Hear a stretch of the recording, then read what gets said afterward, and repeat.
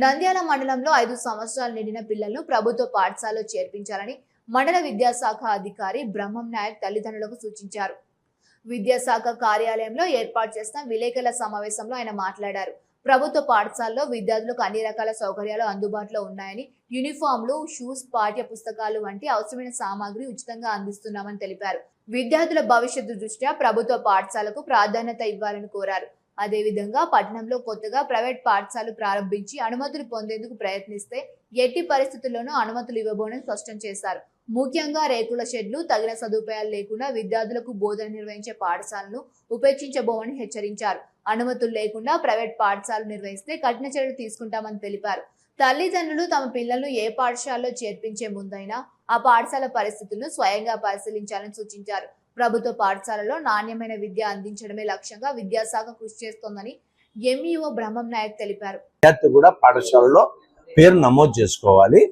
ముఖ్యంగా చూసినట్లయితే మనకు ఈ ప్రభుత్వ పాఠశాలలో అన్ని రకాలైనటువంటి సదుపాయాలు కూడా కల్పించడం అనేది జరుగుతున్నటువంటిది. ప్రతి ఒక్క గ్రామంలో, మండలంలో ఉండేటువంటి ప్రతి ఒక్కరు కూడా ఈ విషయం తెలిసినటువంటిదే.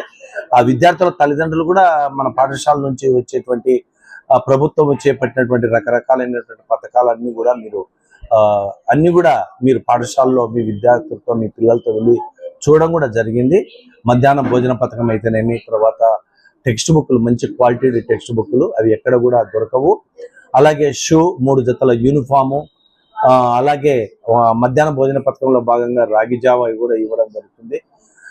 తర్వాత వచ్చేసి పిల్లలకు కావాల్సినటువంటి అనేక సౌకర్యాలు, ల్యాబ్ అయితేనేమి, ఐఎఫ్ఈలు అయితేనేమి, డెస్కులు అయితేనేమి, ఇలాగా మనబడి మన భవిష్యత్తు కార్యక్రమంలో భాగంగా పాఠశాలలు కూడా చక్కగా రూపుదిద్దుకుంటున్నాయి.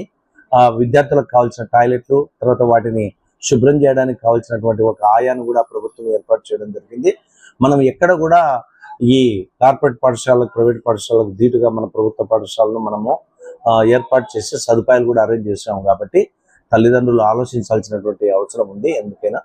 అలాగే ఇప్పుడు ఇంకో విషయం ఏంటంటే, ప్రైవేట్ పాఠశాలలు దయచేసి మనకు ఇప్పుడు కొత్తగా నిర్మాణాలు ఎవరైనా చేపడుతున్నట్లయితే చేయడానికి వీలు లేదని మీకు తెలియజేయడం జరుగుతుంది.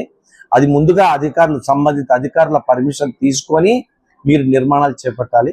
కొంతమందిని చూసాము, నిర్మాణాలన్నీ తయారైనాక వచ్చి పర్మిషన్ అడుగుతున్నారు. అది అలా చేయడం అనేది కష్టం. కాబట్టి దయచేసి అర్థం చేసుకోండి. మీరు ఏదన్నా ఒక పాఠశాలను మీరు ఏర్పాటు చేసుకోవాలా, ఒక రికగ్నిషన్ తీసుకోవాలంటే సంబంధిత అధికారి పర్మిషన్ తీసుకున్నాక, అధికారి పర్యవేక్షించిన తర్వాత మాత్రమే మీరు పాఠశాలలో కొత్తగా తీసుకోవడానికి అవకాశం ఉంటుంది. అలాగే